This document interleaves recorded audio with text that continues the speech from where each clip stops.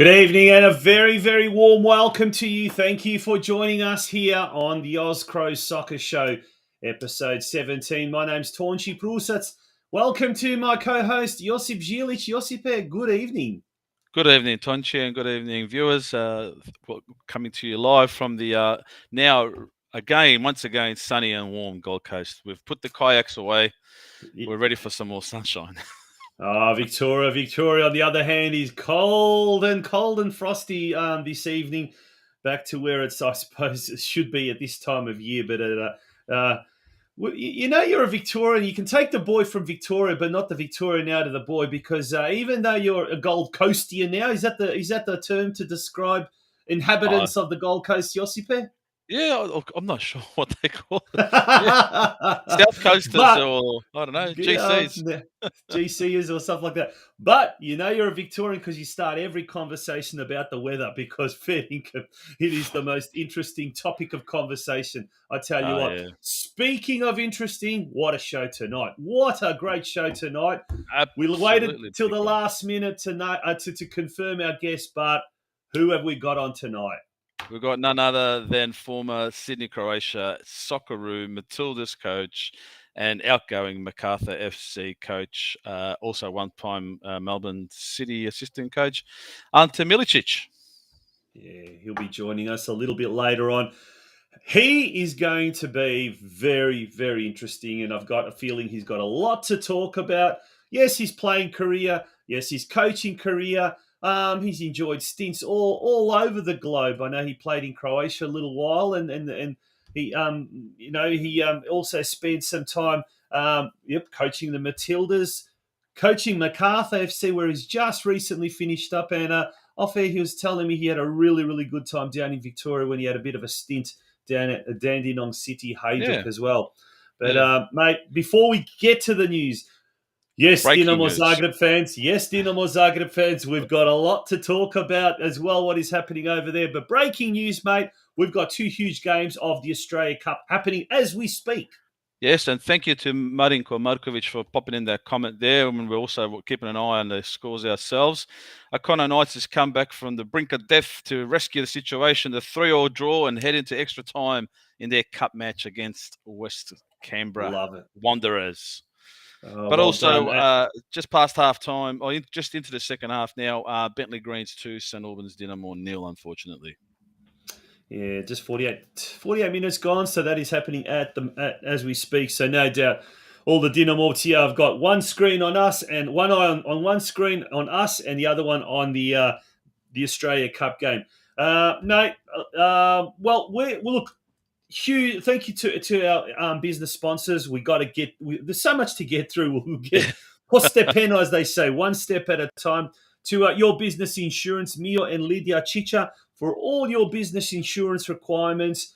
See the Chichas. They will have your interests at heart. They will look after you. And also Slavicek Studio Architecture, Robbie Slavicek. He's based in Perth, but he's an architect extraordinaire.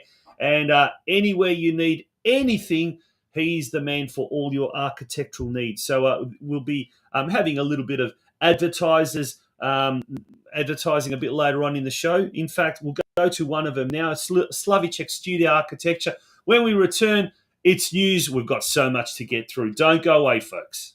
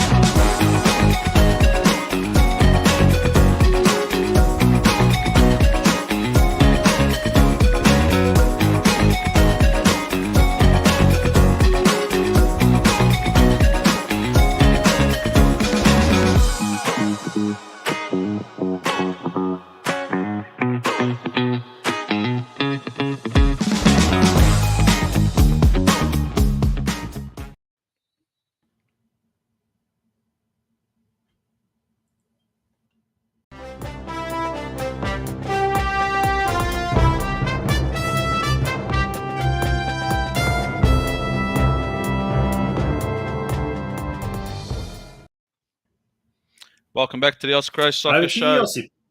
Thanks, Tonchi, and welcome back, viewers. We'll head into the news, but we'll start the news off with a bit of a somber note. Unfortunately, it seems like a bit of a pattern in recent weeks where we're losing giants of our Croatian community. I don't say giant in any kind of derogatory fashion about Johnny, because we do know he wasn't giant in stature, but he was giant in character. Unfortunately, Johnny Banana Brkljačić had passed away just yesterday. It was a sudden loss to the family, and we extend our condolences to the entire Brkljačić family, as well as the Hedges family, Carol and Miro Hedges, and extended, and Željko, who's up here on the Gold Coast. I saw him recently. Look, just a tragic loss. Everywhere you turned in the Croatian community, particularly in the football circles, you go to a tournament. The tournament wasn't complete unless you had a chat with Banana. He was absolutely everything, and even today on social media and just talking to people, on the street, they knew everyone has got a great story, absolutely everyone, and they're usually involved in either running into him on the Trg in Zagreb, or down on the Splitska Riva, or the Pulska Arena, or on the plane back to Australia, and he just happened to be there. Like, he was a frequent traveller. And when they say a salt of the earth person, let's face it, our Croatian community has always been, divided over the years, and all clubs and this. But there was one person that seemed to transcend that was just mates with absolutely everyone, and it was Pokojni Johnny. So, and no matter where he travelled in this vast land of ours, they all knew him. Yeah, Josip. Unfortunately, it seems every week we're having these stories. We want them to stop. I want them to stop. It's not fun. Yeah. It's not fun. But to people like them, I was at Frankie Shimovic's funeral just yesterday, who was a stalwart of the North Geelong Warriors. His final wish was for people to turn up in their North Geelong tops. And it was great to see just a whole heap of people doing just that. But it's a sad time. But as they would all say, life does go on, and we've got some really, really, really good things happening, positive things happening news wise. So shall we move on? We'll move along, mate, and we'll go over way out west where the rain does fall sometimes. They had the big Western Derby last night, mate. The Australia Cup. Tell us more about what eventuated. Western Knights and Guelph. Before I go into the score, how ludicrous. Oh, there you go. You put the score up anyway. Yeah, so there you go. 3-0 to Western Knights, and congratulations. They march on to the next round. I know what you're going to say. On the right-hand side of the screen, the name of the stadium where it was held, huh? How ridiculous is Football West to get two Crow clubs and throw them at a neutral venue? Look, it doesn't matter which of these two clubs were going to host last night. The community would come out in droves and be able to host their own kitchen and raise funds for their own clubs. But no, let's be smarter. Let's put two Croatian clubs at another venue and let them struggle. It's just pathetic.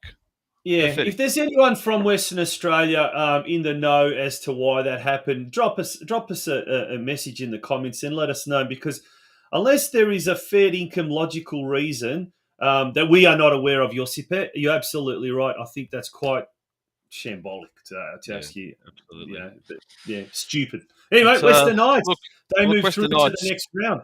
Yeah, and going well as well, Western Knights overall.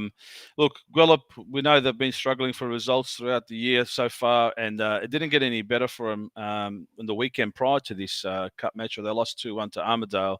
They're really trying to steer themselves. They're getting themselves on the scoreboard these days, but they're just not able to consolidate that into some sort of points or some sort of form. So, look, they're up against third last Perth Soccer Club this week. So maybe, just maybe, with two teams at equal levels, Guelph can just nudge ahead and get themselves some 3 points and maybe start turning that corner around.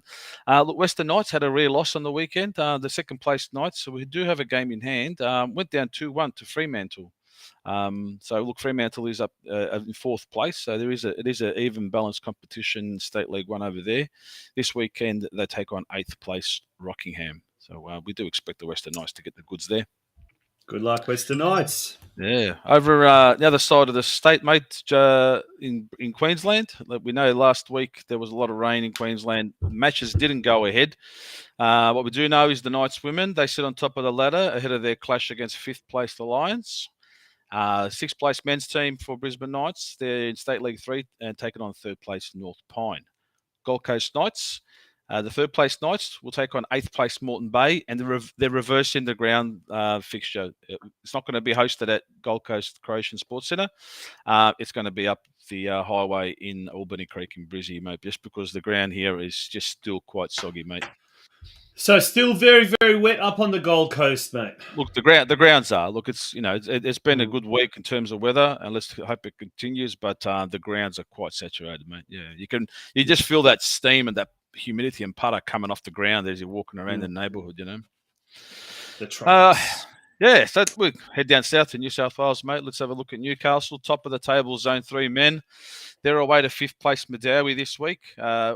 Make sure whoever goes out there this week, take your Aerogard with you. Madawi is renowned for mozzies and all sorts of bugs. It's a really swampy area around the Air Force Base there. Look, they had a weekend off last week too because of the waterlogged pitches, so they'll be full of steam, ready to go. And the all-age men are taking on Tenambit. Edensor Park, the M League Women's, they're up against Sporting Rovers in their kickoff for the league. So we wish them all the best. In Warrington, the fifth place over 35s, they take on Wilberforce on Friday night at the Busna Club. So go out there, get yourselves a večera and enjoy the camaraderie of the Croatian community. The 45s, they lost 3-2 on the weekend in their first round and round 2 against Hazelbrook. South Coast. Guess what happened to South Coast United, Tunch? Over in the Illawarra. Did they win? Guess what? No. It was washed out. I bet you it was washed out. It was a washout. No way. If there's one place that's copying the weather worse than the Gold Coast, it's the South Coast, isn't it? Absolutely horrendous down there in Wollongong and the Illawarra region. Unbelievable, mate. I think they've had like 3 games or something. Oh, it's ridiculous. Well, look, we do wish them well this week because they take the last place United. They're taking on top spot Olympic, so it's going to be. I don't know if anyone's got any form or any fitness left in it. No. How many games in hand have they got? About 25 games in hand. 17. I don't know. But there was football, and there was football even as much as late as last night up at Hurstville Zagreb, and they did very, very well. Oh, they did, mate. And you know what? Big 4-0 win for the guys in the Australia Cup. They sealed the deal in the first half. They didn't put any more score on the board afterwards. I think they just sort of sat back, made some subs. Very entertaining commentary though by a couple of gentlemen on the sideline. I think one of them is Tony Chavard. I couldn't quite get the names of who was commentating, but look, they're very entertaining and they keep it very, very street level. I'd love to see this sort of commentary pick up a mainstream game and use this sort of commentary to see how people react to it. It's just fantastic. Now, it wasn't the MC with the mostest, Mr. Ante Grabovac, I do believe, who was involved in that. Maybe it was him. Okay. He's the golden tonsils of the Sydney Croatian community, they say. Yeah, and if Ante's tuning in, big shout out to one of the most popular wedding MCs, in fact, event MCs, and he's naturally made the progression to match commentating. So it's great to see. Mate. It was so enjoyable. It was great to watch a game with that sort of buzz going around. They managed to drop comments about people walking past holding 4 Chavapi rolls while a player was taken on zigzagging through the middle of a park and scoring a 30-meter blinder. They just sort of meshed it all into one conversation. Now, mate, before we do go on, we've got a progress score from Melbourne in the Australia Cup. It is not good news, unfortunately, for Dinamo fans. 3-0 Bentley Greens have just taken a 3-0 lead in the 60th minute. So it does not look good for the Dinamovci with 30 minutes to go of the Australia Cup clash down in Melbourne. Sorry for rudely interrupting you there, but Josip. No worries, no worries. Look, that's we move on to To say confidence is running absolutely high at Hurstville is an understatement. They had a 3-2 win over Nepean on the weekend. Top of the ladder. They have a rest this week as a few clubs have to play catch up for their own league. So enjoy the rest, guys. Had a great performance, and I look forward to when they get back on the park the following week. Over in Sydney United, a little bit of form change there, mate. They've had a big win the previous week at 7-0 against Quakers Hill for their Australia Cup match. They followed that up with a 2-2 draw against third-placed Apia. So just the signs of improvement coming there. Okay, the Quakers Hill one was probably expected because they're a lower league club in, I think, MPL 2-3, if I remember correctly. But then go against third-placed Apia to lead 2-0. I'm sure they'll be disappointed that didn't consolidate the 2-0, but they need to look at the big picture here and think about where they've come from after those shellackings they copped for about 5 or 6 weeks. So the signs are just there, positive approach. They've got the trip to Wollongong Wolves this week. A win is crucial because they sit in 9th spot and they just want to start to climb away from that sort of, nervous area. Yeah, Mr. Fix-It, Miro Vlastelica, the new coach up there, and hopefully he can do a big transformation there at Sydney United because we don't want to see the Croatian-backed clubs in the lower half of any of the tables, and there's too many of them at the moment at the wrong end of the various standings. Yeah. In opposite, the treatment to that is in ACT, mate, where Canberra, Croatia had a fantastic win for their women's team. The top of the ladder, Croatia women's team won 6-1 against West Canberra Wanderers. They turned their attention to Gungahlin this week, but the men had a thrilling derby, Croatia derby against O'Connor Knights. It ended 3-2. Now the O'Connor Knights, I can see they're a younger side and they're gelling quite well. They led a couple of times throughout the match, led early, then again got it to 2-1, the 2-2. Then as the match wore on, you can see a little bit of the more experience, the more composure from Canberra, Croatia sort of shone through, and they got the 3 points with the 3-2 win. So it was a real arm wrestle of a game, back and forth. A draw probably would have been justified, in my opinion, watching the game. Yeah. But look, that's the way it is. The most impressive part I thought of the night was a young 17 or 18-year-old Connor Minute-Smith from O'Connor Knights. Absolute crackerjack of a player. With a bit more composure on this lad, he would have put another 2 or 3 away and really made Canberra, Croatia hurt. So that's why I say the draw would have been a justified result. The O'Connor men, they turned their attention to Belconnen in the MPL. Well, the Canberra men, they go to West Canberra Wanderers. Yeah, and that game, as we can see, is happening right now as we speak. Have we got a progress score? Marinko Markovic, are you? He's probably at the ground now, and he's probably going to pop something. Still 3-3, mate. Yeah, it's still 3-3, I can see. Well, if they say no news is good news, then it means that nothing has changed at the moment. So let's hope that is the case. But if you've just tuned in, I think it was like a minute or 2 minutes to go of regulation time. And O'Connor 90 plus 6 minutes, Tunch. 90 plus 6 minutes. So there you go. It was into extra time. And they were 3-2 down. And lo and behold, a late equaliser has sent the game through into extra time. So that is absolutely fantastic. Still 3-0 for Bentley Greens down in Melbourne. And we've gone about 64 minutes, as we said. Unlikely that things are going to turn around there for St Albans Dynamo. But moving along, as you said, this weekend, Canberra, Croatia, both the men and the women have got some crucial games happening this weekend. Yeah, so as I said before, the women have got Gungahlin. They're playing over there at the AIS Fields, and the Canberra, Croatia men are taking on the Wanderers, who the Connor Knights are playing tonight. Awesome. We might then, it's time. I think we had a little bit of a break because we've just got so much to get through. Don't go away, folks. When we return, it's part 2 of the Australian Croatian roundup. Then we've still got the Croatia roundup, and then our big guest, former Sydney United, Sydney Croatia legend, Ante Milicic, will be joining us just after 9 o'clock, I think it is. So, not long to go now. Don't go away. Are you one of those people that just pays their business insurance each year? Insurance is the last thing we want to worry about when running our business day to day, unless there is a claim that needs to be made, right? And once we have our insurance in place, we just keep renewing it. We just find it too hard to shop around. Does that sound like you? Well, at Your Business Insurance, we could save you money and get you a better deal. We'll review your current insurance and determine if you're getting the most favourable offers from the insurance market.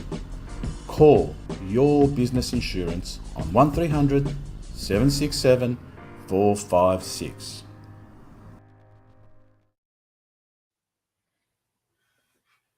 Welcome back to the Oz Cro Soccer Show, part 2 of the Australian Croatian roundup. Josip, izvolite. Hvala Tonč. Okay, over to Victoria. It's time to run through the myriad of information we have here, mate.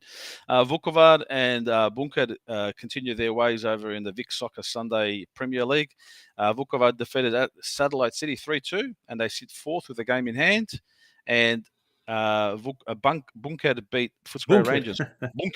Bunker beat Footscray Rangers. NK Bunker. Yep, they beat Footscray Rangers 1-0, and they're currently third with a game in hand. So good stuff, guys. Gospic Bears, one of our clubs that we've had on the show, round 1 for our episode 1. They're Metro 2, guys. They beat sister club Strathmore 2-1. And this week they're away to Altona City. A win could lift them up from 4th to 2nd. So interesting times there. Maxi Sentish must be weaving his magic there, and the guys are responding well. So good to see those results coming through. The Masters had a 3-3 draw against the old Yugo club Williamstown. So unfortunately couldn't get the 3 points, but at least he came away with something. So, and then speaking of the Masters League as well in that competition, we'll go to the State League guys first of all. So Mickey C and Steve Gojevic's first match in charge of Strathmore split. They got themselves a 1-1 draw against Corio. We do hope this is the first of many points as they pick up along the remainder of the season. They head over to Clifton Hill away on Saturday, and that's never an easy game against Clifton Hill, but we wish them all the best. Now, if you are fans of the Football Out West show, our sister program, on Sunday night there was an exclusive interview with Mickey Cholina as well. So head over to the Football Out West show YouTube channel and catch that interview with Mickey Cholina. He gives a really good, frank assessment of the NPL and as well of the State League 1 competition, where he and Steve Gojevich will be trying to rescue Strathmore Split. So that's Football Out West Show YouTube channel has the lot. Good on you, mate. And it's continuing with Strathmore. The women's team, they had a 1-0 loss to Latrobe Uni and sitting in 6th spot. They got a bye this week. So a little bit of a chance to just compose themselves and set their focus up for their next opportunity. As we saw in that Metro comp before, when Gospic's slide was up, the Metro comp guys for Strathmore Split have dropped to 8th spot as a result of that 2-1 loss to Gospic. And this week they have a crack at North Sunshine. I think they're second on the ladder. The Masters, though, they're playing some sexy football and sitting on top of the ladder. And thank you, Ante Dragovic, for sending me the graphic. I couldn't get it in on time, mate. But they had a whopping 18-0 rout over Broadmeadows Stars.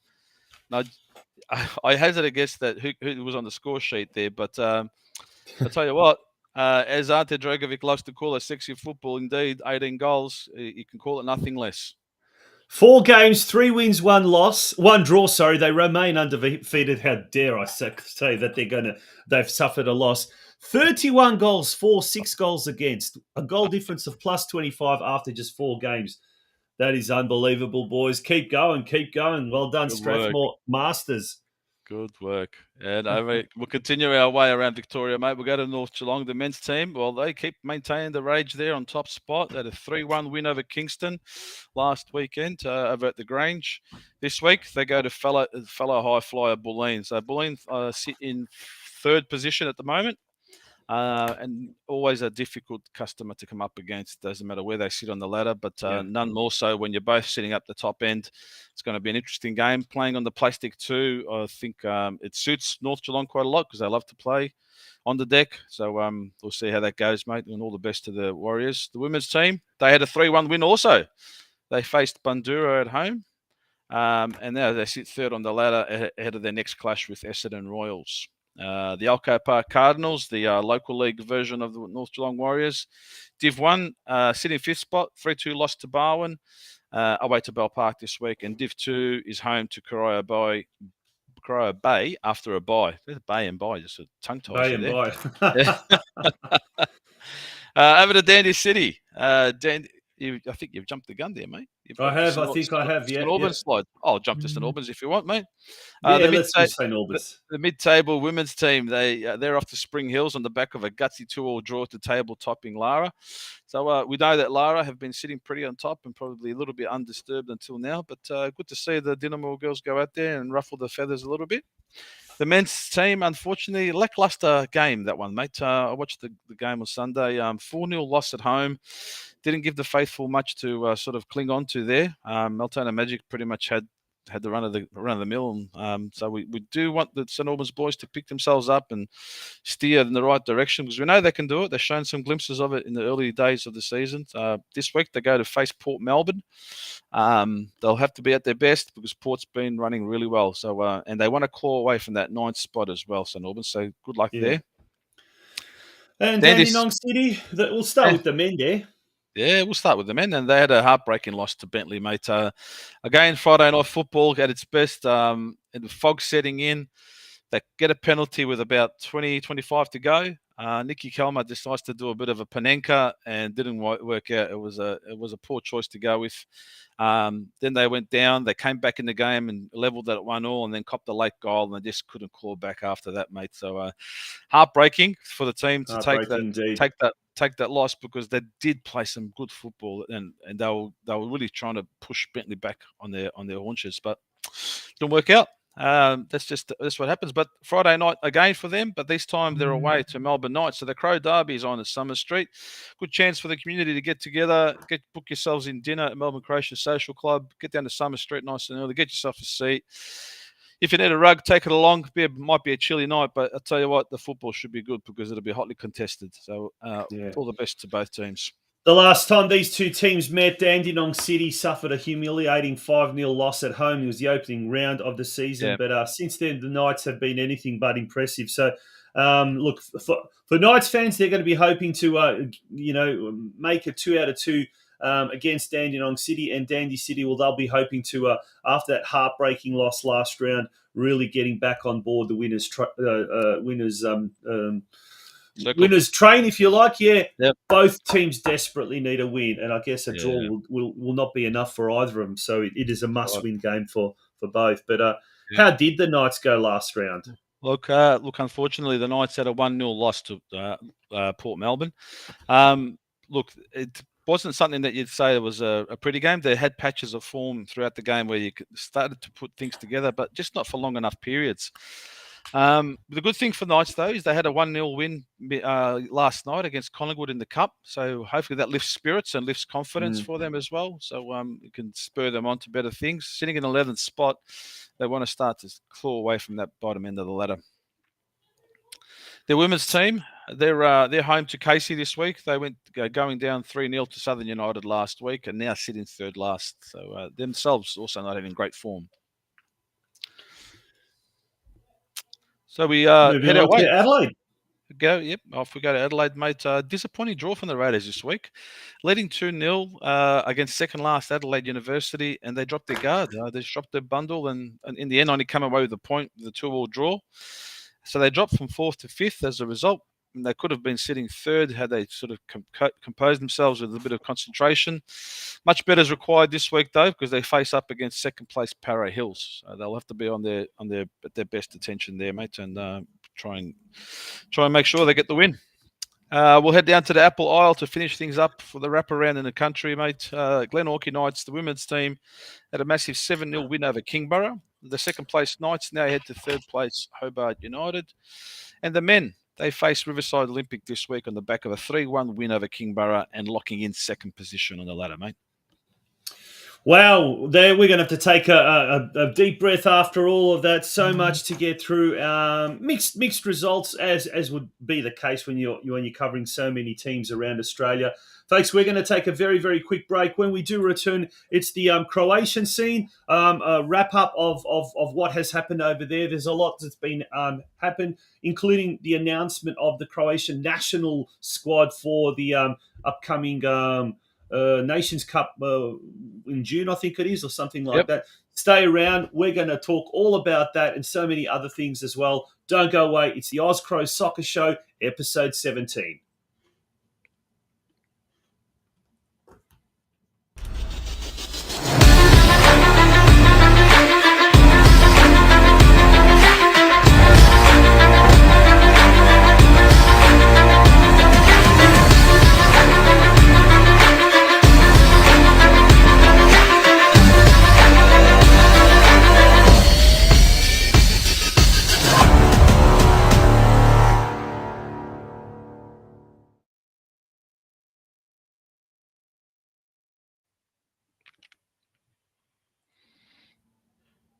Dinamo, moj Dinamo, Did that hurt you? ja Did that hurt you putting this up?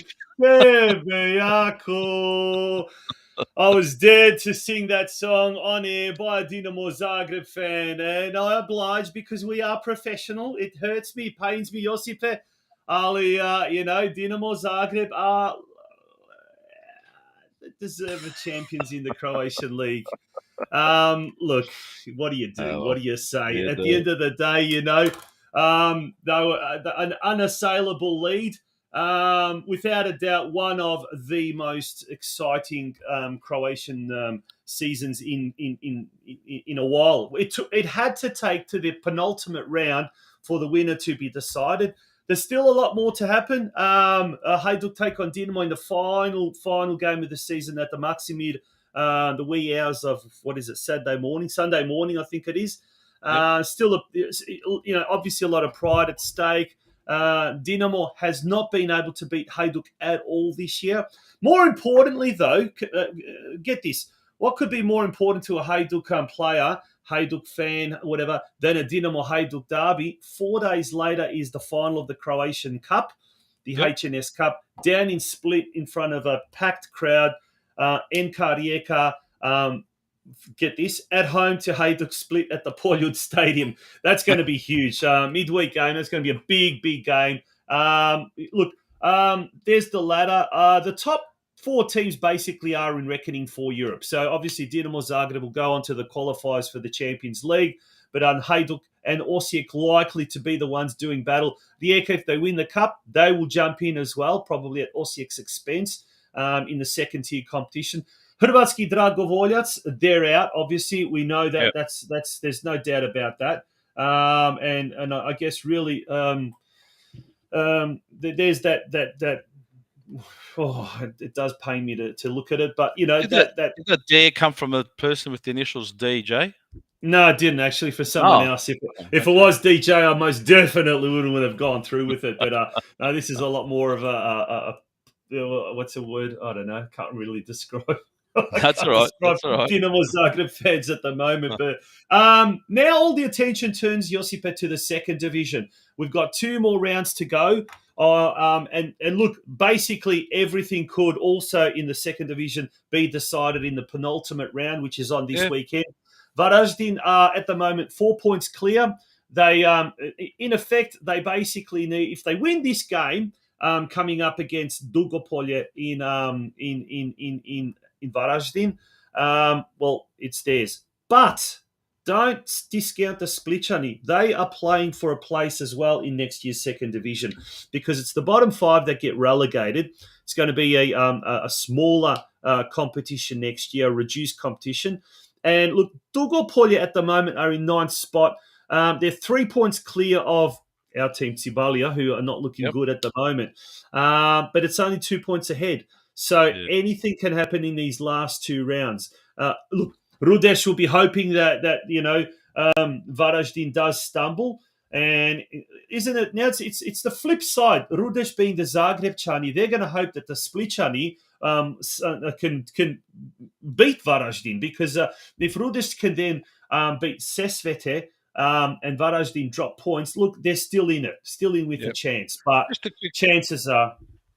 Quick interjection there, Tonch. Tony Chavard's thrown in a nice consideration there, mate. You're saying the Dinamo Zagreb second team are relegated, then it's bottom 4. Well, Dinamo Zagreb, actually, the second team of Dinamo Zagreb and Osijek, they won't be competing. So they'll be automatically out as it is. So it's the bottom 5 get relegated. So in effect, Dinamo Zagreb, Osijek, and 3 other teams as well. So we might bring that graphic up as well. So that means Sabalia's still got the breathing space. Possibly, yes. Thanks, Osijek Tony. definitely out. Dinamo could be out as well. Will obviously be out, and then Cibalia could get in by the skin of their teeth. Now, remember, next year there'll also be as they're calling it, the Jedinstvena Treća Liga. So there'll be a third division which will comprise of 16 teams, and it's basically the top 2 teams from each of the divisions at the moment because there are 3 divisions. They're going to form a unified third division. So a lot of restructure happening in Croatia. But my money's on Varaždin to be a part of next year's Prva Liga. And the good thing about Varaždin is they are a football centre. They've got a great stadium. They've got, on top of that, they actually can pull a crowd, and we're not talking just against Hajduk or Dinamo. And they've been there, done that. 2 years ago, they came up there to the Premier League. They dropped out in the first year. So been there, done that. They've kind of learnt that, or you'd hope to think that they have. And I think they're going to add a lot to next year's Prva Liga, or the Elitna Liga, as it is being touted. So a lot happening there. During the week, in fact, yesterday, Josipe, Zlatko Dalic made his announcement of the squad for the Croatian squad for the Nations League. That's happening in June. So that's a great warm-up for the World Cup. Some interesting names there, I guess, if we go through from the keepers. Nedeljko Labrovic, Rijeka's goalkeeper. Mate, he's had a stellar year, former Šibenik player. He moved to Rijeka in search of, I guess, greater opportunities, and he's been rewarded for a really, really good year being named in the squad. It's really good to see. Martin Erlich, not too much is known about him. He played at Spezia. He will be coming into the squad, dare I say, as a squad player. But Luka Modric, he's what? He'll be I think he'll be 37 by the time this rolls around. Still the king of the midfield there, still the king of the Croatian squad, if you like. Everything sort of revolves around him. But I guess it's interesting, some of the players that have been named as stand-up players, and one of them is Filip Krovinovic from Hajduk Split. Probably one of the players that doesn't get as much of a mention as, say, Marko Livaja or even Nikola Kalinic. But when Krovinovic wasn't playing, Hajduk was in a bit of a rut. When Krovinovic plays, he's this attacking-minded midfielder that really just gets the ball and just seems to just push forward.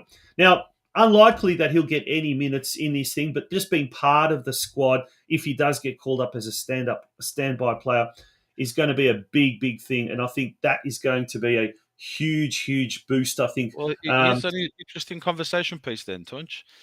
Yeah. Does someone like Vlasic, who's had a, let's say, poor Yeah. season at West Ham, he hasn't shown really anything to sort of hang his hat on. Does he make way for someone who's as dynamic and exciting as Krovinovic? That's an interesting point. And there's been a lot of Croatia's a country of about 4 million people. But that's what you get in a country where football is the number one sport. There is just absolute media saturation. And you could spend your whole day reading all sorts of articles about football in the Croatian media. And actually, several articles have actually said, or quoted Dalic as saying, I had to pick him. Otherwise he would have been totally, not dejected. He would have been ruined as a player. I don't know if that's the case. I think he's going through a bad patch at the moment. But it's interesting. He's a professional. He understands. He's a professional. Just like at West Ham. You sit on the bench. Yeah. And I think his old man actually said that, Joško Vlasic, who's often been his mentor and his agent and what you're not, who also obviously managed his sister Blanca as well. And he actually said, no, you didn't have to pick him out of pity or anything like that, because those very words that you've just said, he's a professional. He knows when to pull himself up. He knows how to get himself up off the ground. But it is an interesting conversation piece. And look, it's a big squad, and doesn't necessarily mean that these players are going to be there when it's World Cup time. But it is the perfect, I guess, opportunity for some of those players, the little lesser knowns maybe, to really step up and show, not so much in the games themselves, I think in the squads, in the training camps. That's where Dalic will really be able to see it. And I think when you look at that, I'll bring that squad up. Look at that. Look at some of the players that you probably would think would be B-grade players. Mate, they've got a lot to prove. And you've got, like, in the defence, you've got players like Domagoj Vida, Joško Gvardiol, even Juranovic, from you know what, Tonch? When you get invited to the big dance, you don't come around and stand there. You come and dance. No. Yeah, and they're probably the standard players. But then you look at some of these other players, Šutalo, Erlich, we don't know too much about, but he's definitely got a point to prove. Josip Stanisic, a young player there, who's playing at Bayern at the moment. Sauce's another one. Look, I rate that player. I rate him. I think he's a really, really good player and a player of the future, Borna Šoša. And I reckon the players like that have got a lot to prove. And you look at the midfield, same sort of thing, Lovro Majer, Kristijan Jakic, Luka Sučić is another player. Mario Pašalić, another player. They're not the standard midfielders, but guess what? They can very, very much put the pressure on Kovacic, on Brozovic, on Vlasic. So, mate, I reckon we've got a really, really interesting few months before the World Cup happens. Yep. But, and as Maxi says, a couple of double headers, so opportunity for Dalic to do some rotations, mate. Oh, absolutely. Now, before we do go have a break and go to our main guest tonight, I wanted to bring this up. This is just tonight. The Australian under-23s was announced. The squad for the Australian under-23s. To me, there's a lot of unknowns. To me, there's not a lot of big-name players. And a couple of things that I'd like to bring to your attention, Josipem.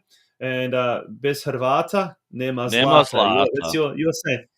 We've got one Croatian that I can see, unless there are a few half breeds or whatever you want to call them. I don't know. I can't speak for that. I don't know. But there is only one, mate. Yeah.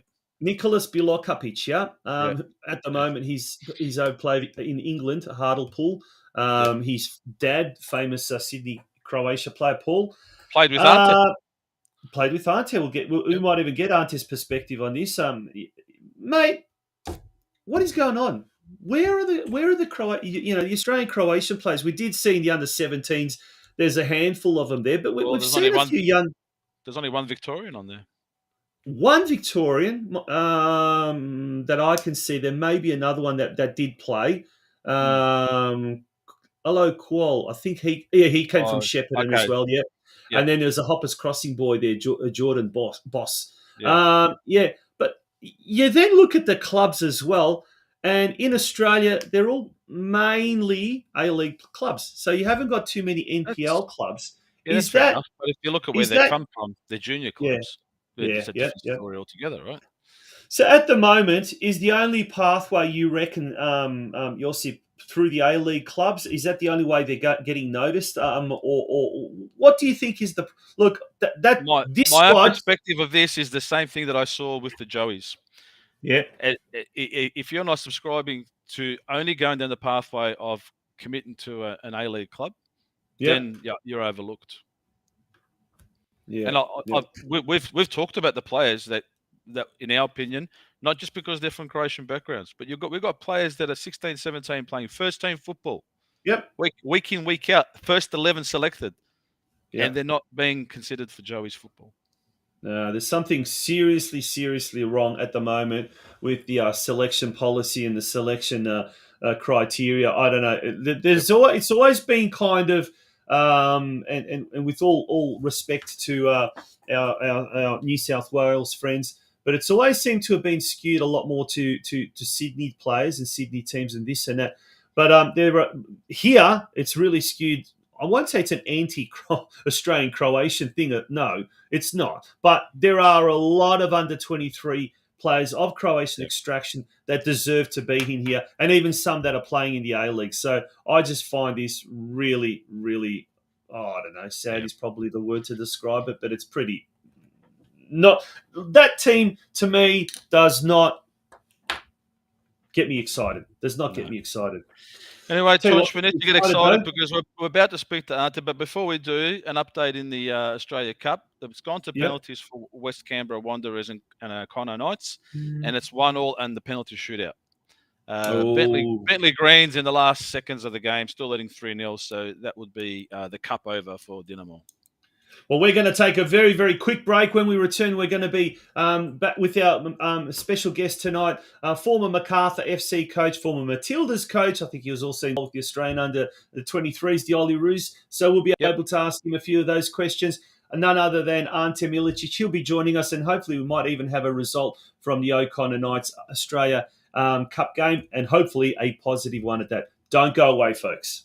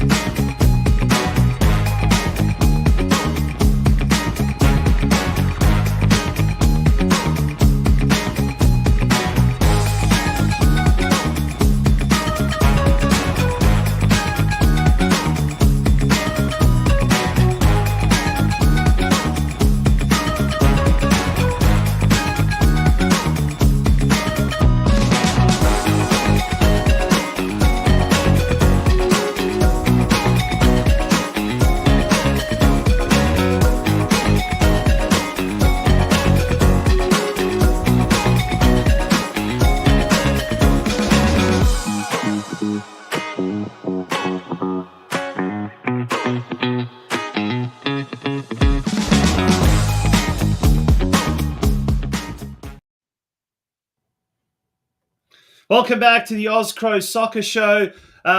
We've got some updated scores from the Australia Cup currently happening around the country. In Melbourne, we've gone 92 minutes, and unfortunately, it is Bentleigh Greens 3, St Albans Dinamo 0.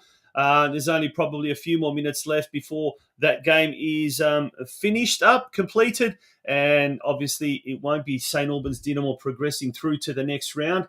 Up in Canberra, we've got a penalty shootout happening at the moment. It was 3-3 after full time and extra time and penalty shootout. We are in the midst of a penalty shootout. We've got our man on the ground there, Marinko Markovic. He'll be keeping us posted with what is happening there. And hopefully 2-1 at the minute. 2-1 at the minute. Fingers crossed. We're going to have a good positive result there very, very shortly. Now, we're hoping to have Ante Milicic join us. He was in the green room and he seems to have stepped out for a second. So hopefully we're going to have Ante back very, very shortly. What we might do, Josip, we might take another break and we'll get that score up and running, and we'll also touch base with Ante and see if he's available back on, because he might be a toilet break or something like that. He was in the green room, was eager, he was getting involved in the private chats that we have backstage, and all of a sudden he's gone. No worries. What's the score there? Latest? Still 2-1? So on penalty shootout, it's still showing 2-1 for West Canberra Wanderers. It hasn't progressed from there. No, that's not good. All right, then. We'll take a quick break and hopefully we'll be back with a full-time score there. And as we just had full-time in Melbourne, Bentleigh Greens have defeated St Albans Dinamo 3-0.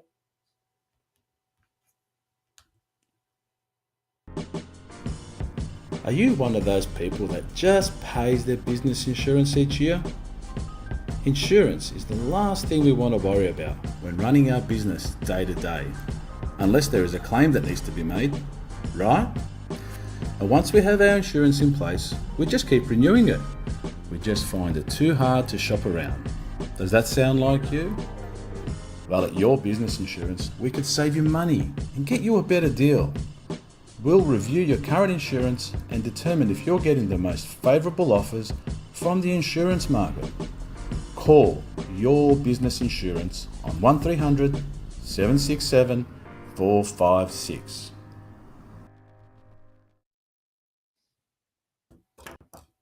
Welcome back to the Oz Cro Soccer Show. It's episode 17. It's all happening as we speak. And we've had a final score down in Melbourne. Unfortunately, Dinamo St Albans lost to Bentleigh Greens 3-0 in the Australia Cup showdown down there. Josip, you got to love midweek football. It's the European way, isn't it? At the moment, we've got a game happening between Western, what do they call the Western Wanderers? West Canberra Wanderers. West Canberra Wanderers and our very own O'Connor Knights. It's a penalty shootout after extra time, and after full time, the scores were locked 3-3. What's the latest we've got? West Canberra 3, O'Connor Knights 2. Penalty shootout still going. Okay, let's hope that things will change around there. We're going to bring our next guest on, and it is an absolute pleasure to introduce to you someone who's absolutely synonymous with Australian Croatian soccer. He's a true legend of our game, our wonderful game here down under. A big welcome to the Oz Cro Soccer Show, Ante Milicic. It is absolutely a pleasure to have you on the show, and great to have you on. Yeah, thanks for having me, gentlemen. Good to see you, Teza. Mate, thanks. Before we move on and talk about where we're going to start, I don't know too much.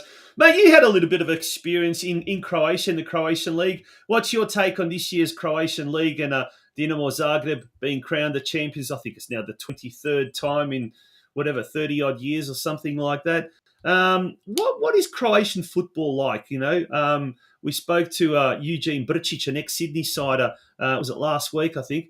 And he sort of gave us a bit of a rundown from a journo's perspective. But you've really had the experience of tasting the toughness of the competition. What's your take on your experience in Croatia? Yeah, I mean, look, this season, to be honest, I've probably just watched highlights when I get a chance to. Actually, a former Sydney United teammate of mine, Željko Korpić, was coaching Dinamo at one stage, and got relieved of his duties towards the back end of it. But I mean, it's pretty similar every year. You've got Dinamo's always tough to beat and to take the championship away from them. But look, when I went and visited my old club Rijeka when I was there a couple of years ago, and they've invested really well, and they always seem to do well in attracting players to the club. And Lokomotiva as well gives a lot of young boys chances. Osiek's a very strong club, and you saw what Bjelica did at Dinamo. So he's also strong. And Hajduk finally looked like they've connected the whole Dalmatia together. So there's those usual 3 or 4 that are strong, but still, I think you need something special to take the trophy away from Dinamo and a bit of luck. But it's a tough competition to actually, as I said, to get it away from Dinamo. And how is the Croatian sort of the football scene? Are they receptive of new ideas, innovative ideas? I mean, we've seen Osijek, they've become big because of the Hungarian owner that owns it and has put in a lot of capital. We've seen Hajduk become really strong this year because you've got this Dubrovčan, who's the president, who's not actually split from that kind of cauldron, if you like. And a lot of the time people said, you need someone almost like a Stranac to come in and change things. And then you've got the Lithuanian sports director, and you've got the coach Valdas Dambrauskas, foreigners once again, and they seem to have made a big difference there. At Rijeka, it was the Slovenci, wasn't it, that came in, the coaches, and they did a big change there. Is that what Croatian football needs? A good dose of foreign influence?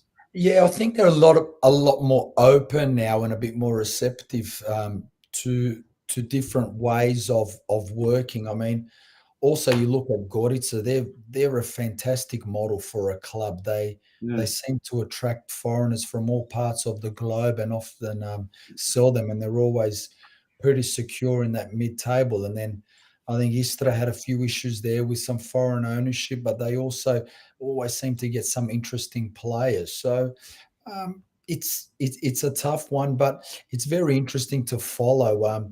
Just as a coach, you see where these coaches start and then where they end up, but also the players as well. Even someone like our young Kalik, who went to Hajduk, spent a few years there. Then he came to Gorica and now has really found a home for himself and he's doing really well. And, there's talk that he could now be going to one of the big European clubs. So, wherever he goes, he'll always have apparently a Hajduk split tattoo on one of his calves or something like that. So you probably won't be going to Dinamo Zagreb, that's for sure. No, I doubt it. But it's very interesting to follow, certain players and coaches from that league. But what I will say, it's still a tough league with a lot of experienced teams and a lot of smart ways, the way that a lot of teams set up and they play the game.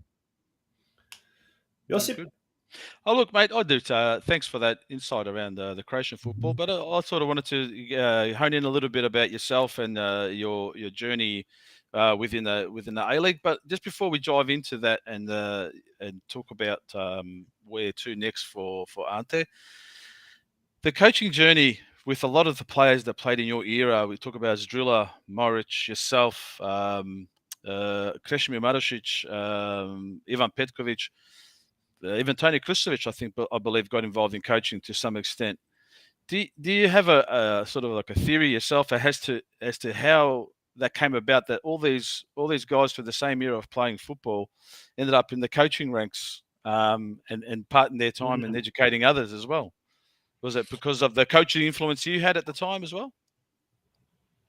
Yeah, that's a really good question. Look, for me, I kind of fell into coaching, to be honest. I mean, I was coming towards the end of my career, and I was fortunate at the back end of 2008 that Sydney United said to me, "Come on, Ante, go do a, play a coach stint, take the team." And then, for us guys, I mean, that came through Sydney, Croatia, that club was everything for us. So we wouldn't treat that job or coaching Sydney, Croatia like anything else. That wasn't just like an NPL job. That was massive for us. So a lot of our boys that came through that, and you can add Rudes into that conversation, Jason Chelina, Zdrilla, a lot of us went through Sydney United, and you do a lot. And then it's a club that gives you an opportunity, gives you a chance, and you want to give something back. But at the same time, I'll just speak for myself. When I first got into coaching, I didn't have any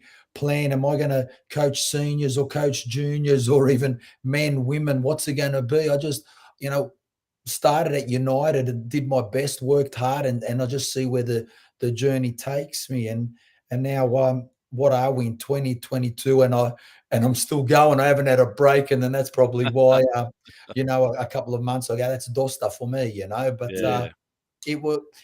it's great, and of course we all had experience. We all loved the game, and we had some good coaches along the way, and also some that probably disappointed us as players. Some coaches, and you take a lot from your good and bad experiences. You're always learning, but I'm just probably thankful when I look at United.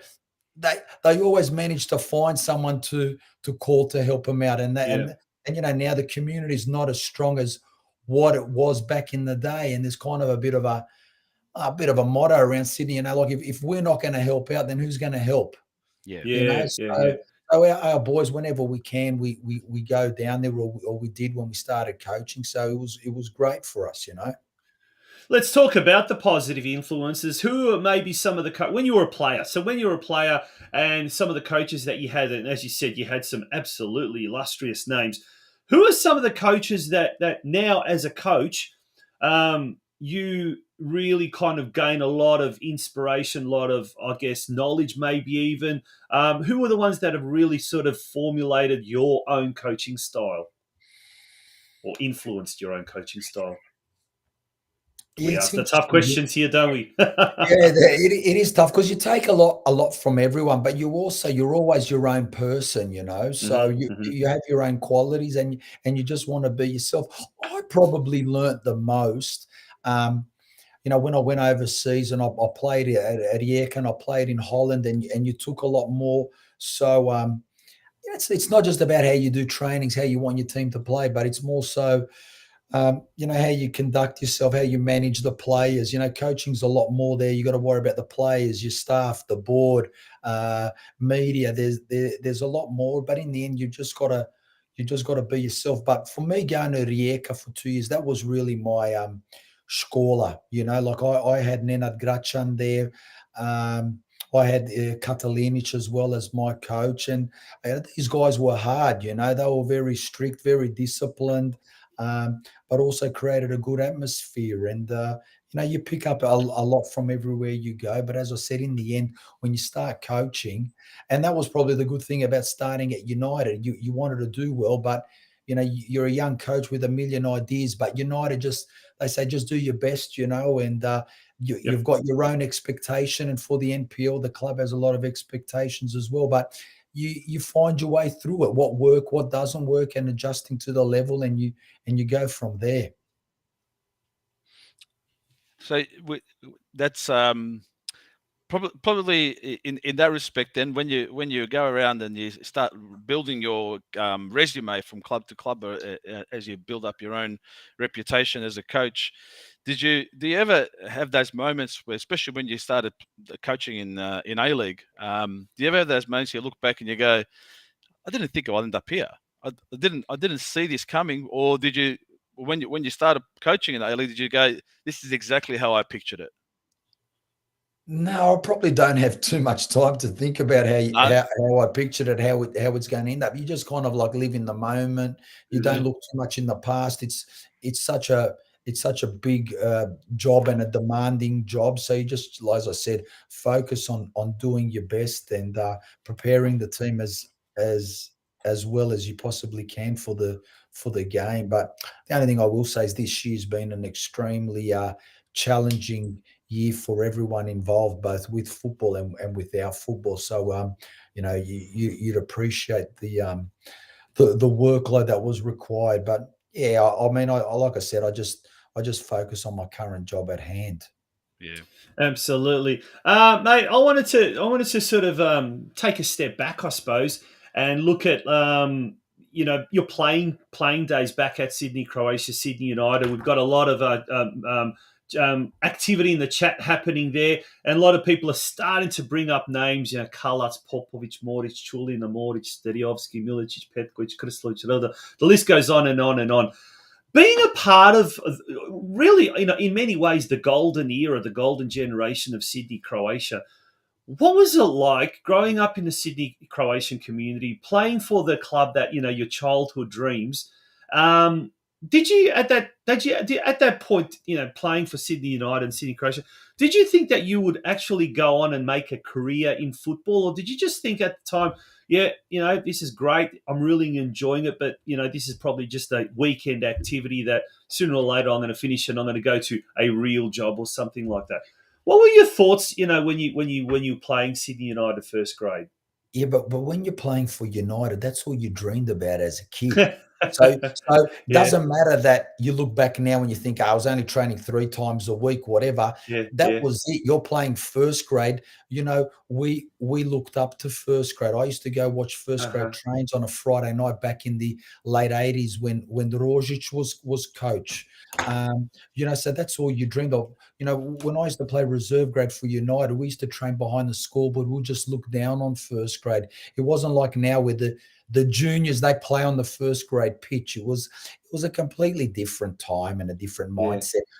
As a kid, I didn't dream of playing for Australia or playing overseas. I just dreamed for playing for Sydney, Croatia. That was it. And I'd say that all us boys were, because we played all our junior career there, and it meant so much for us. And really those late 80s was sort of like a golden period for Sydney, Croatia. So that was your life on a Sunday, going to watch United after church. That was all you looked pretty much all you looked forward to. So what was your greatest moment during your playing career? Your greatest moment or most memorable moment? Let's say, put it that way.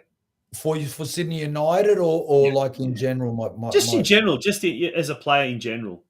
Look, I was wrapped when I made my Sydney United first grade debut. I even think it was in October 91 against Preston Macedonia at the Connor Reserve, and we won 3-1. That was a massive game, and I was really, really excited that I played, because back in those days, Manfred Schaefer, I didn't know I was playing. We just got to Melbourne, and then you see that you're starting.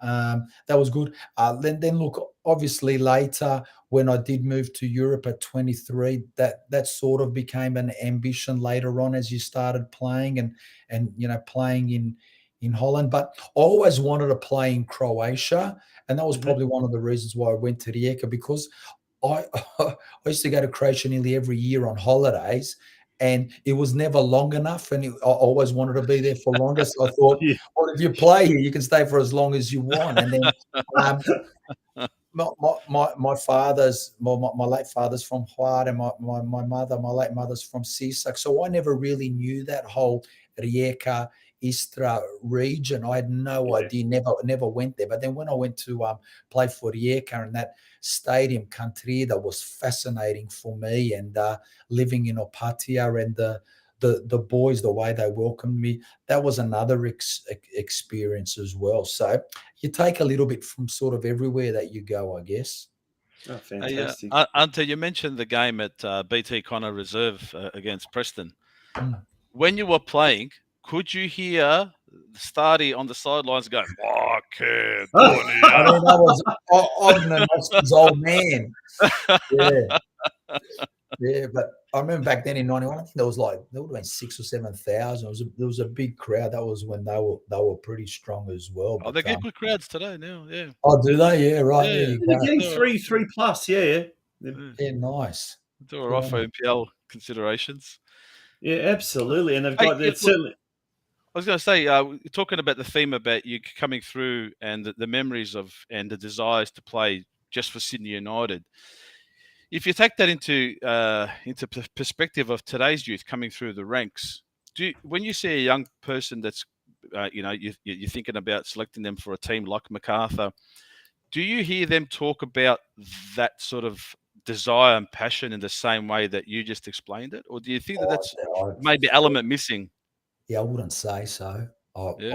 wouldn't say so. But as you can, appreciate, that was like 25, 30 years ago. So, we've got to adapt to this new generation, and it's a different sort of upbringing. You got to remember where our parents came from out here, and that meant everything to us. And we saw they came here with nothing. They worked so hard, and that was like for my father, that was his release in Croatia. So it meant everything. So in some ways, you saw how tough that they had it, and you didn't want to let them down. You just wanted to make your parents happy or be proud of you and put a smile on their face. Look, the only thing I will say, look, with Macarthur, we're just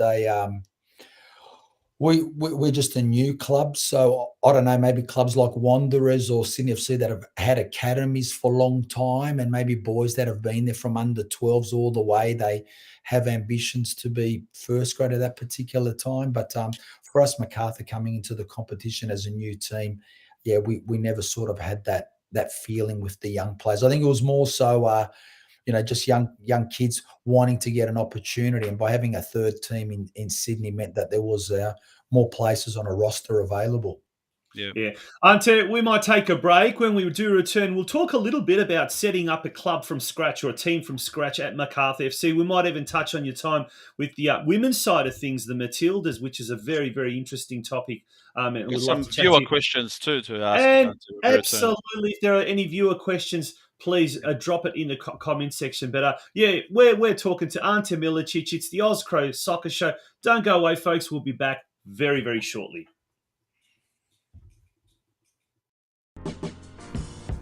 Are you one of those people that just pays their business insurance each year?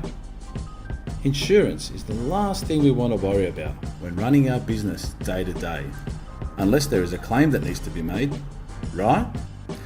And once we have our insurance in place, we just keep renewing it. We just find it too hard to shop around. Does that sound like you? Well, at Your Business Insurance, we could save you money and get you a better deal. We'll review your current insurance and determine if you're getting the most favourable offers from the insurance market. Call Your Business Insurance on 1300 767 456. I can never get sick of listening to that ad. We talk about sexy football or sexy soccer that they play down at Strathmore Split. But that is sexy business advertising. I tell you what, their voiceover. Watch out. We're talking with Ante Milicic, now former Macarthur FC coach and ex-Matildas coach as well. Josper, we've got some viewer questions as well. We do. Maxi Sentic, Ante, is asking a question here for you, mate. What was it like playing at NAC Braeda and the challenges you faced that resulted in moving to Rijeka? Yeah, look, I enjoyed my time in Braeda, and I was there for a few years. But in the end, as I said, probably I was 25 at that stage, and I went overseas late. Now, when I look at it, and in hindsight, if I had my time again, I would have gone over a lot earlier. But I was 25 years old, and the team was sort of struggling a little bit, and then this opportunity presented itself to come to Rijeka. And as I said, it was one of those where I always wanted to live in Croatia. I'm always up for a bit of a challenge, something different, and I just felt like it was the right time to go. At the time, Rijeka was a very strong club. When I went to Rijeka the season before, they lost the championship on the last day to the big one, yes. Yeah.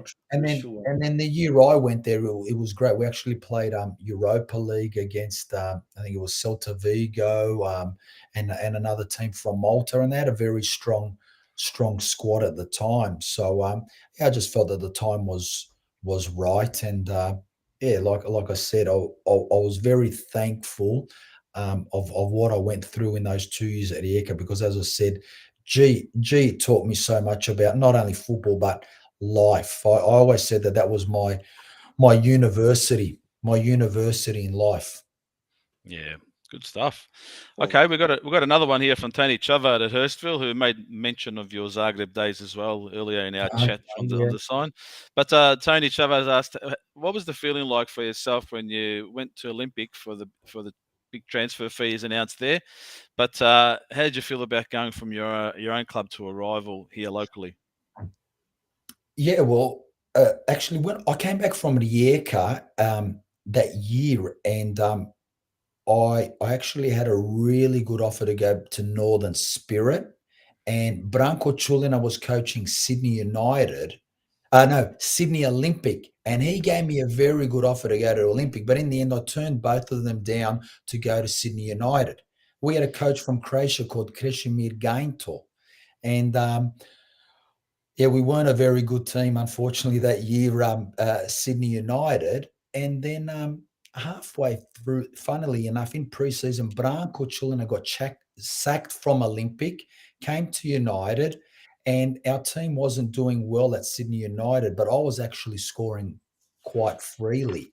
And then Sydney Olympic made an offer, and I actually got called in by Marko Franovic, Mr. Boca Windows, and he was a little bit frustrated about how the team was going and how the season went, and also the club was struggling financially. And he said, "This is ridiculous money." I think in the end it was 110,000 in 2001 for another NSL club to pay for me. Wow. And Olympic at the time had a very good young team, but they just needed a striker. So I was captain of United. It was hard for me to go, but we both sort of felt that, look, it'll be good financial release if you take this opportunity. And he said as well, going there, you might be able to win a grand final, because at United, we won't even make the semis. And I still had it's a different feeling, but I still had the pain, the heartbreak of 97 losing the grand final with Sydney United against Brisbane. So going to Olympic, I go, well, at least I'll be able to have a crack for it. And in the end, United got a top transfer fee, and we ended up winning the grand final with Olympic. So it actually worked well for everyone. Was it hard nonetheless behind the scenes? Like, were you copping backlash from mates, from family, from Sydney United supporters, or they were pretty understanding? Because from memory, as you said, like Sydney Croatia was in dire financial straits, if I'm not mistaken, back then. Yeah, look, to be honest, I didn't really want to go. I'll never forget my first training session on a Saturday with Sydney Olympic was out in Cronulla on the other side of town. And after training, I just got in my car and I drove to Odense to watch United play. Like that was the day before the game in my first week at Olympic. United was my club. United was where I wanted to be, but it was just one of those. The club was just having a few bad years, and in the end, I think it was more like a business decision from the club that, everyone was reluctant at the time for me to go, but that's just how it panned out. But I think the people were pretty understanding of the circumstances. We in the news section. Sorry, Josip. In the news section, we're seeing that Sydney, Croatia at the moment are struggling. But I know down in Melbourne, like a lot of the Croatian clubs, Melbourne Knights in particular, they're probably operating at quarter of their capacity, probably in anticipation of this mooted national second division. Will that give clubs like Sydney, Croatia, like Melbourne, Croatia, will that give them a new lease of life if this proposed second division does get off the ground next year as is anticipated? Yeah, that's a good question. Another one.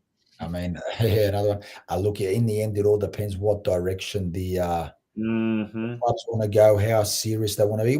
When you start going to that next level, the investment's bigger on a whole with everything. So you've got to be prepared for it. And in the end, what do you want to achieve?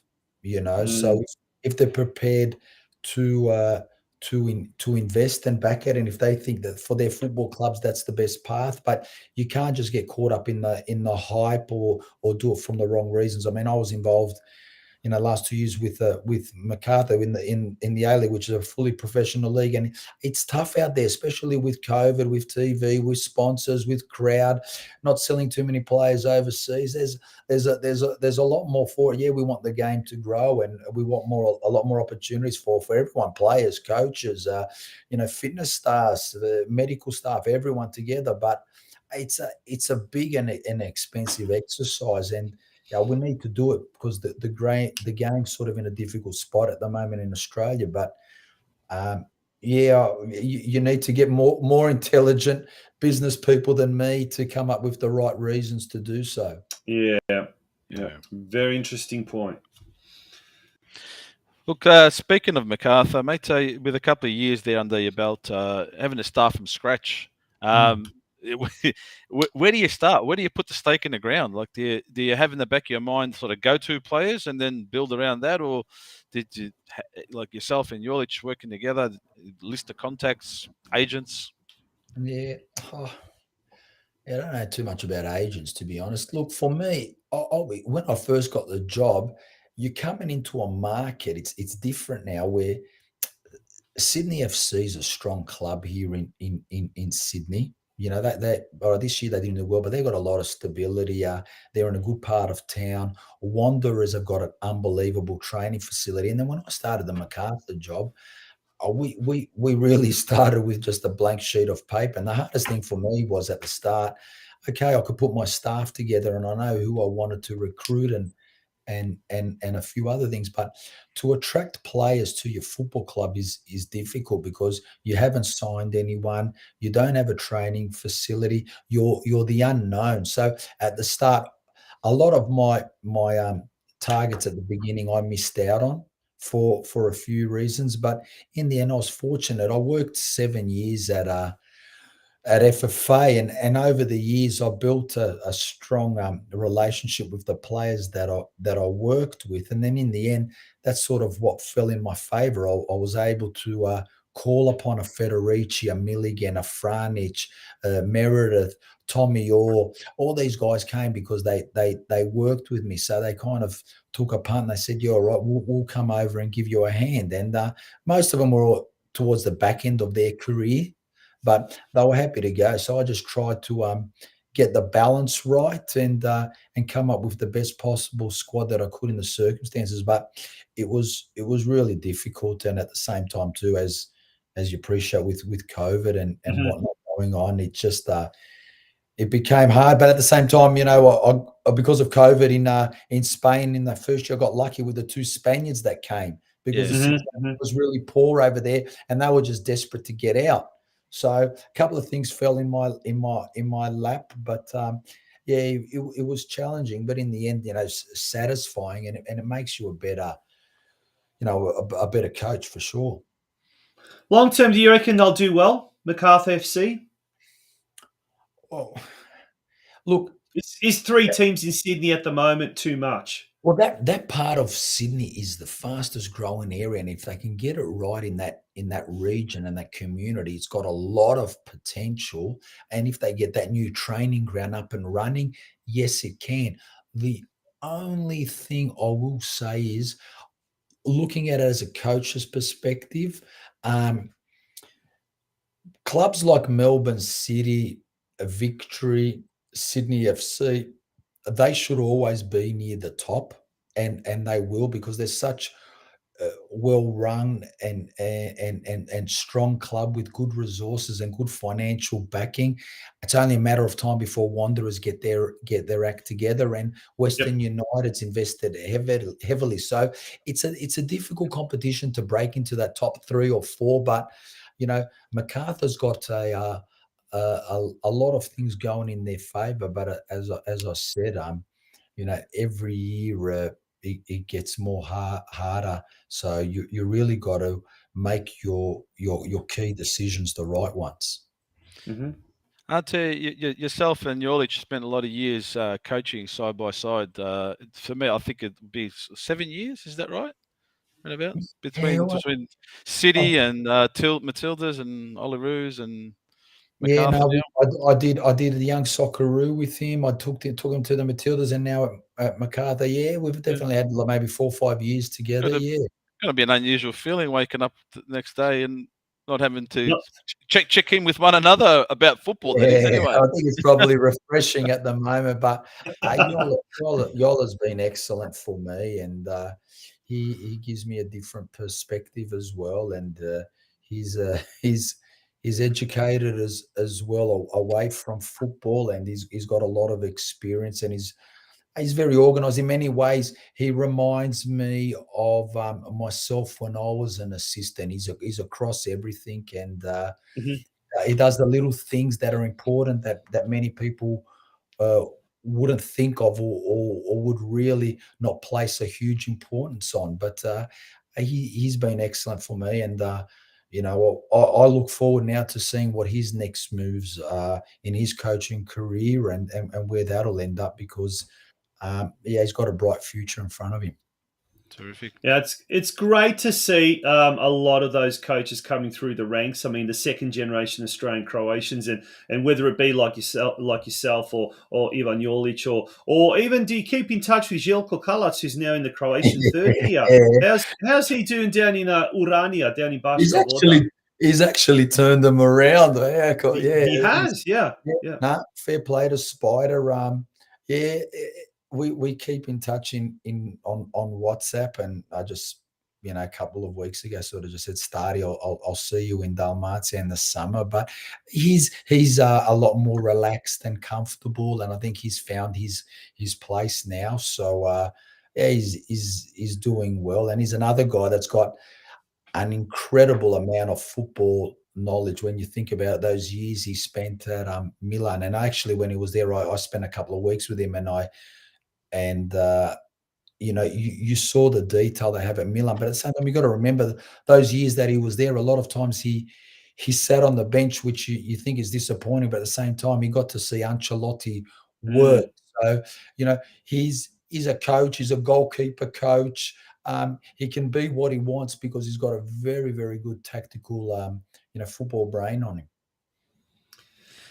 It's great. It really is. Like I said, seeing these coaches, Australian Croatian coaches, doing so well. But Josip, I mean, you were just looking at the Australian under-23s team. Good point. I was going to ask you about that. Yeah, I'll bring the graphic up of the squad, which was announced just hours ago.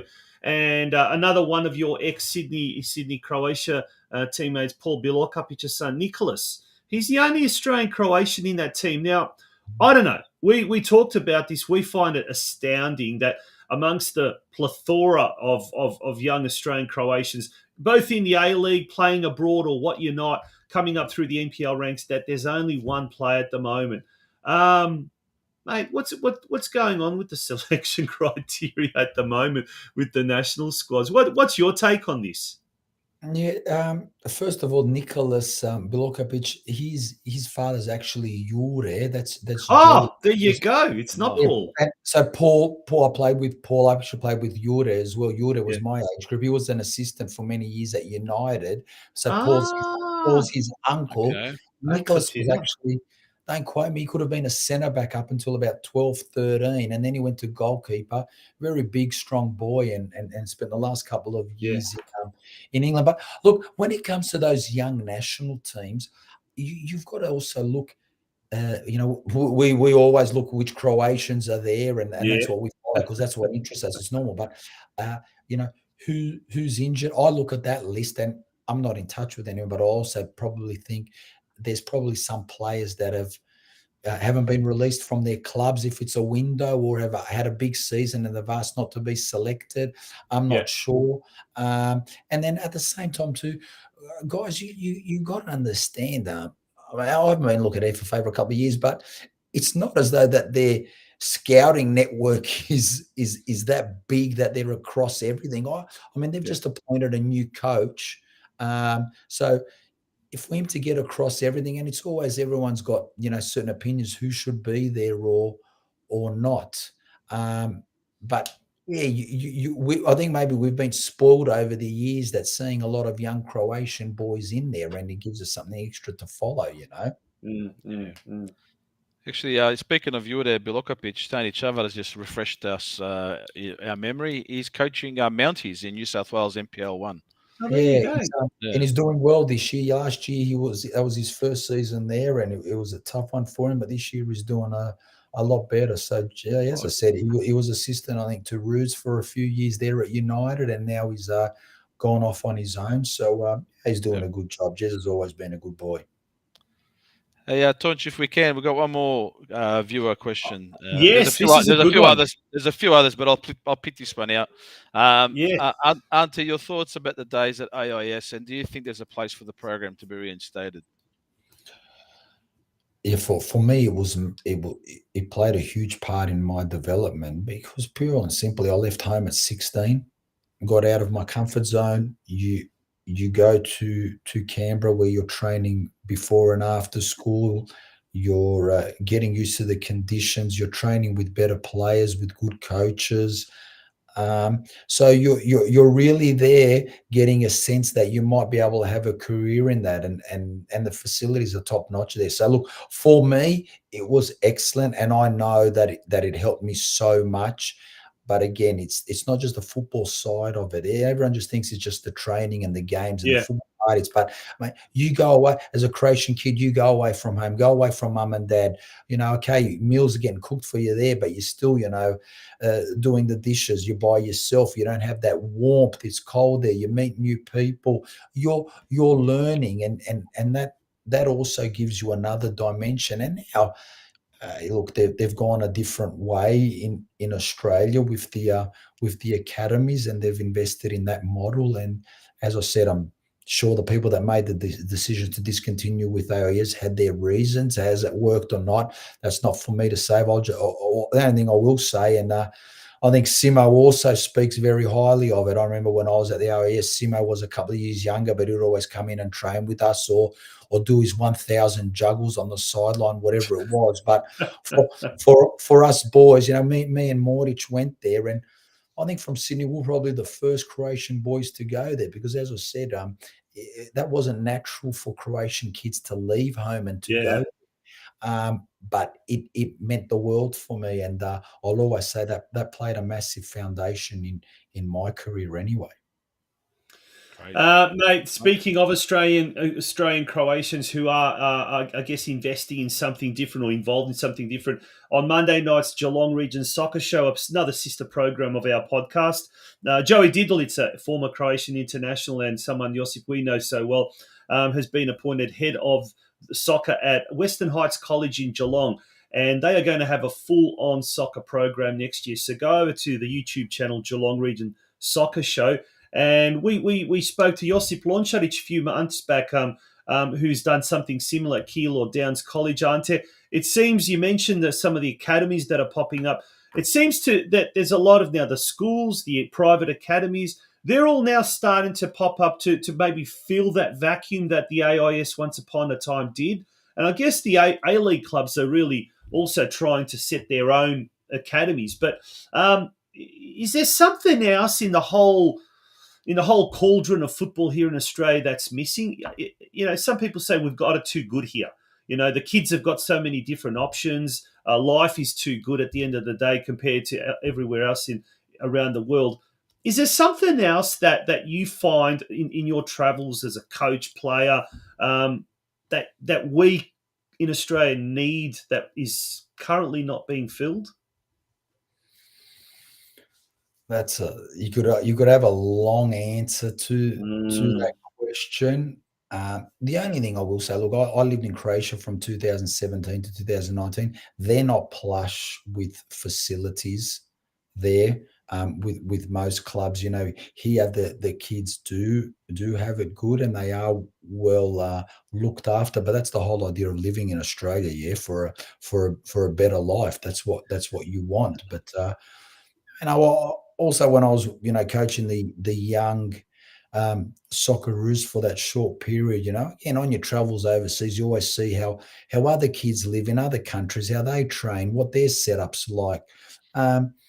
I'll even go as far to say, at times a lot of those countries they sing their anthem a lot different than what our boys do. Small little details like that. But to be honest, I don't have all the answers, and it's probably, I've been in Australian football for such a long period of time that all of these discussions, well, it seems to me like we just keep talking about them for the last 5-10 years, and not much is happening to fix it. So, you know what, I've decided to take a break from the game here in Australia, and this is probably sort of a part of that.